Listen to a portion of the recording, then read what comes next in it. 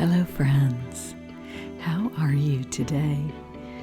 Well, I have some musings that I have been ruminating on this morning as we look at the chaos that is going on around us in life. In my last video, I talked about that the light of soul, of our own souls, guides us through this. But how do you align with that light? How do you make choices based on guidance, and what are the pitfalls? And how do we avoid that, right? Because the greater the pitfalls, the more disruption that we have in life. So that's what I want to share with you today. A couple things that I've learned about that recently, and about how to get and achieve more clarity on these inner answers and inner promptings. First, I wanted to mention that my Human Energy Workshop is starting again on October 11th. I'll put the link below. You can follow the link and sign up for the class if you're interested. It's an in-person class, meaning it's online, but most of the class takes place like that night. I do have some small recordings that go along with it, but it's really, you get the biggest benefit from being there in person. I'm not quite ready to offer classes a different way yet. I'm really enjoying this and, getting to working directly with people and experimenting with what I want to share and how to do it. So it's pretty fun, and we have a good time and learn a lot. So join us if you are available. Well, here's what was going on. I've talked about the shadow element and how addressing the shadow within can assist us in moving forward in life. And because the shadow is often this unconscious tug, or it's an unconscious prompting. And usually it directs us into, into places that become pitfalls. And when they become pitfalls, that's when we get the chance to observe and notice. And a lot of times we just proceed through and wonder, why did this just happen to me? It's interesting because I had this happen to me recently. And the interesting thing was I received guidance about how to prevent the chaos that ensued. But I did not follow the guidance 100%. Like I essentially, now looking back, I realize that I sort of cheated on it, which is terrible to say. But it's also a learning and a misunderstanding, right? So coming to greater clarity on this is going to help me recover more quickly and receive my guidance more clearly in the future. So a couple things happened recently, and they both resulted in physical ailments for me personally. In one scenario, I was guided not to do a social event. This is all over the summer. I was guided not to do a social event, and there was a series of events, and I was guided not to go to the first part, which was a dinner. So what I did was I thought, okay, guidance is saying don't go to this dinner, so it must not want me to eat dinner. So I will go to the dinner but not eat. So see that there? This is the hook. The mind comes in and attempts to interpret. The guidance was don't go to the dinner.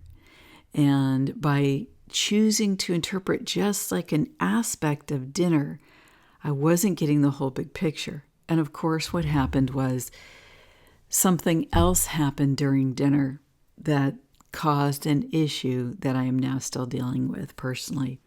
And it was unexpected. But divinity, through me, right, my own soul, my spiritual guidance, attempted to help me avoid the pitfall. And I'm sure that by not actually eating dinner, I also benefited from avoiding a greater pitfall. But the fact is that it still happened to an extent. Why? Because I didn't follow guidance clearly. Don't go to dinner. Go to the next social event.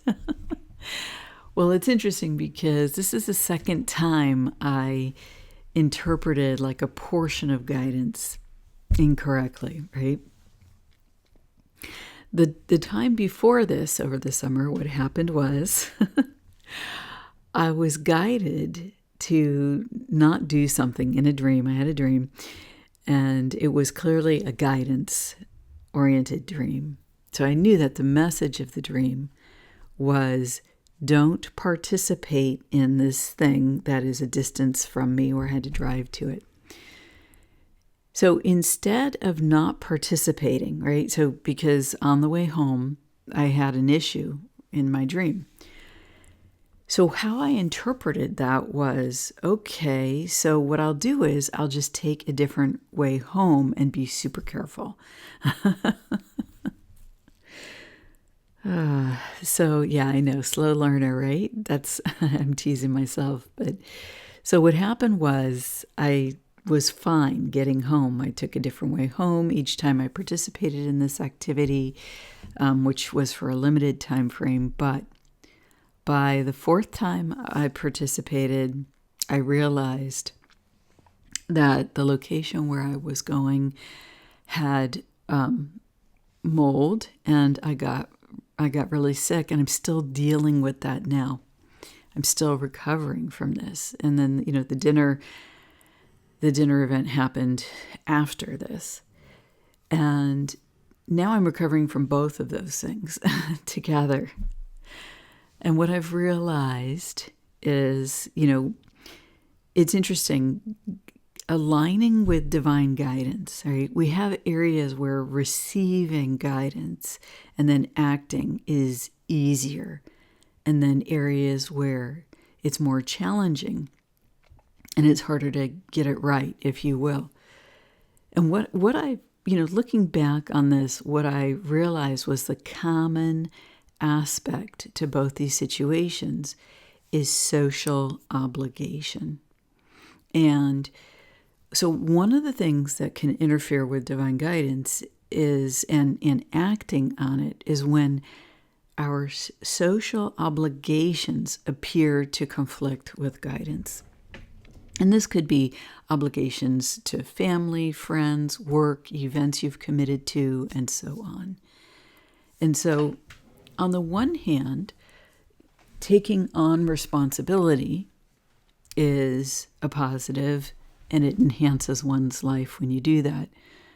But on the other hand, when we have specific guidance, even though we have a social responsibility, what I have found is the best thing to do is to remove oneself from the social occasion, because that is what aligns with divine guidance. And it can be a long path towards getting there, because social engagements can put a lot of pressure on us. And there's a natural inclination, right, to fulfill the responsibility, or what we may perceive as a responsibility. But the fact is, the first responsibility is to oneself and to God, right? To oneself and to one's own soul, expressed through human form. And it's interesting, being in human form, being in human life, these things seem to I don't want to say take priority, but sometimes the choices related to human life just are up in our face so immediately, and the spiritual can seem further away.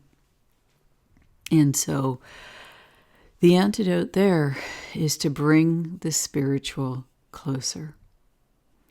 And this is something we talked about in one of my recent human energy workshops. And what we talked about was developing a practice, a process of continually and constantly checking in with divine guidance. And it was really a delightful set of conversations. But, one of the participants said, "You mean I should do this every day?" Really, it was like, this person was making a choice for themselves, coming to a conclusion. And for me, that's what it took, right? That's what it's taken to really align with and see, where is my soul guiding me? So if the message of the soul will get you through chaos, whether it's in the moment right now or future chaos that could occur, and you want to be guided on the path with the highest outcomes for yourself. The trick is not just to receive the guidance and to make a space for that, but then to follow the guidance in your life. And so it's a process of continually checking in and allowing yourself the pause that is required sometimes to receive inner confirmation, to do that small prayer in the moment. God, how are you guiding me? And when I say God, I mean the Most High, the Creator of the universe, the source of your own soul. And for me, I'm checking in directly with my soul and working with my higher self, that is of my own soul, to take the next step, to walk the path. And the interesting thing about this is that the path can seem further away, right? Or the path can seem like it's not tangibly felt. There's not a linearity when you are receiving guidance. And guidance is from a spiritual source, from your own soul. It has a knowing, because the divine is omnipresent, right? The divine is essentially all-knowing. And so when we receive guidance, our mind cannot understand all the aspects of that guidance. Just like with this beautiful sacred geometry in the image that I'm showing, my mind perceives all at once that this is a beautiful representation of a sacred geometry. But to see every line in the sacred geometry would require a significant amount of time for me to look at each piece of the geometry and see how finely created and put together it is. And so, for example, when I received the guidance about don't go to dinner, I was looking, for example, at just one piece of the geometry, right? Oh, it's about dinner. When I am at dinner, I eat food. So I'm just laughing at myself here. I mean, it helps to have a sense of humor rather than to criticize yourself. But I just have to laugh at myself and the pitfalls until I kind of nail it and get it right. But or get the receiving, right? Get the full measure of receiving, because my soul didn't only want me to avoid eating the food. Who knows what would have happened if I had done that. But just to skip the entire event because something happened, like I said, that I had a physical reaction to and I'm still dealing with. So the divine sees the entire geometry and intimately knows each piece and how it is best and beautiful to us. And so how do we call forth that geometry? How do we bring it closer? How do we bring the soul, right? The soul that we are within up to the forefront and connect with the soul that seems to be, living in this perfect reality, right? At the source, right, of all that is. And the way that you do it is it's not outside yourself. It's not at a distance. It's actually within your own heart, the connection with soul. And it's like getting to know a friend, right? Especially in childhood. And how did you get to know a friend? You just constantly call them, right? You always want to be together. You could spend hours together, and somehow you're just talking and talking and talking. And this is the relationship that we can have with our own soul, or those spiritual beings that represent the soul to us. Your own higher soul, source connected self. For me, it might be Jesus Christ. It might be Archangel Michael. It might be Mother Mary. This is my pantheon of beings that I go to for spiritual support and guidance. And I like company. I like collaborating, and I like working with people. So I like to work with the personified spirit, because it's all energy. Glenda Green has a beautiful painting that she's made of Jesus Christ. When he appeared to her, she saw him as this incredibly beautiful energy before she saw him in form. So, but that's how I like to do it. So you'll find a way that works best for you. So aligning with guidance, receiving the whole message. To receive the whole message and benefit from it means to receive without question the way that it's landed within you. And what this means is not just a process of allowing yourself the time to connect. Even if you're in a conversation with somebody, there's nothing wrong with taking a pause or developing a process of like mini prayer where you give yourself a quiet space to do an inner connection with your spiritual guidance. And these things come closer and closer. They become more immediate. And so when we get outside ourselves and start thinking with the mind about how is all this going to work and fit together, that we kind of actually distance ourselves from guidance. It's really interesting. But having made the time and allowing ourselves to actually receive the guidance, then acting upon and following the guidance in total is actually the next step. And how to do this is the question, because in challenging times, my soul's protection is my safety, and aligning with the protection of my soul, aligning with what my soul wants for me, which is for me to have, right? A happy life, a healthy life, a productive life, in alignment with my highest outcomes, my highest health, my best experience as a living human being, no matter what is going on around me, right? That's what my soul wants for me. So when I receive that packet of guidance, don't go to dinner. That doesn't mean like just a little, it means receiving the whole message and then acting on that. Or in the dream, right? The dream was about having gone to an event, driving back, there was an issue. And the issue caused me to think, I shouldn't go to that event. And so instead of receiving the totality of that message, I received a portion of it. Oh, well, it's just about the road. I'll just drive on a different road. No. The totality of the message was much broader than that. It included pieces that were of a nature of complexity that I couldn't see at the time. And so the blessing of this is that we trip and then we just get right back up, right? We just get right back up. And when we intend that our challenges are turned to our highest good, we recover more quickly. When you're on this path and you're essentially working with the light that you are by engaging with guidance, right? Because guidance is of the highest levels of light that you are and that you are able to receive. The kind of good news is that things will happen much more quickly if there's a pitfall. It'll be pretty quick. For me,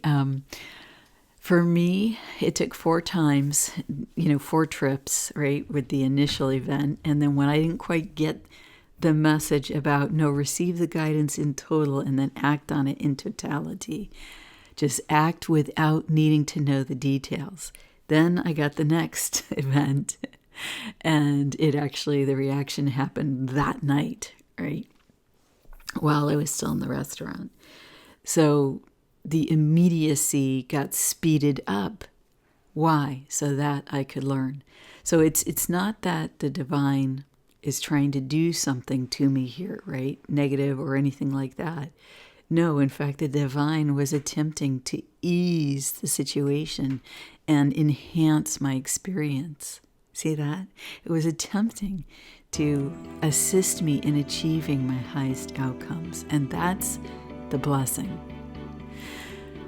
So, my friends, third time's a charm. I hope you have a great day. Happy musings.